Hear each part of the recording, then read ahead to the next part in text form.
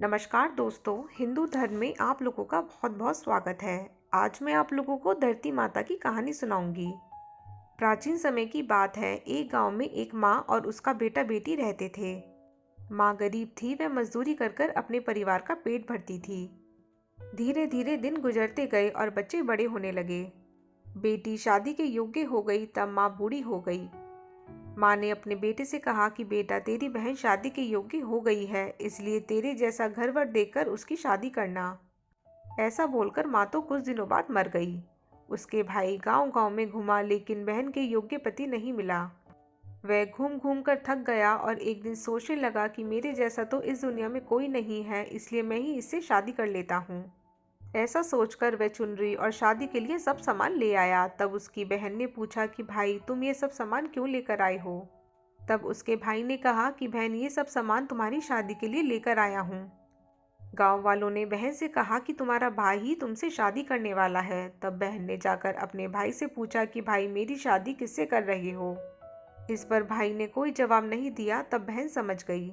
उसने एक लोटे में जल लिया, चुनरी ली और चप्पल पहनकर जंगल की तरफ चली गई।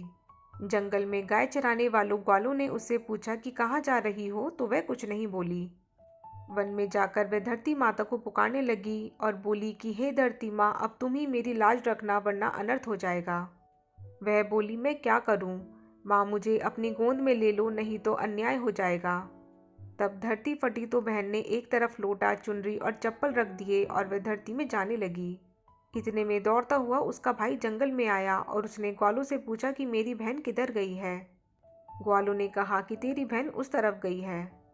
वह बहन बहन पुकारता हुआ उस तरफ दौड़ता है। तब वह देखता है कि उसकी बहन धरती में समा रही है।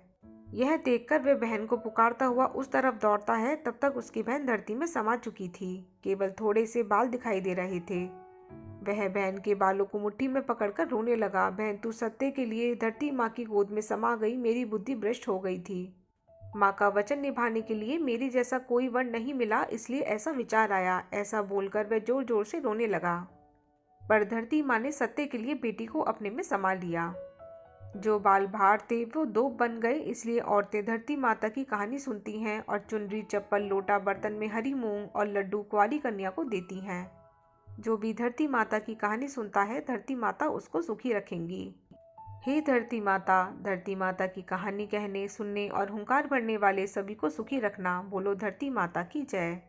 तो दोस्तों, अगर आप लोगों को मेरा ये वीडियो थोड़ा सा भी अच्छा लगा हो तो इसे लाइक और शेयर करना ना भूलिएगा और मेरे चैनल को सब्सक्राइब ज़रूर कीजिएगा। धन्यवाद।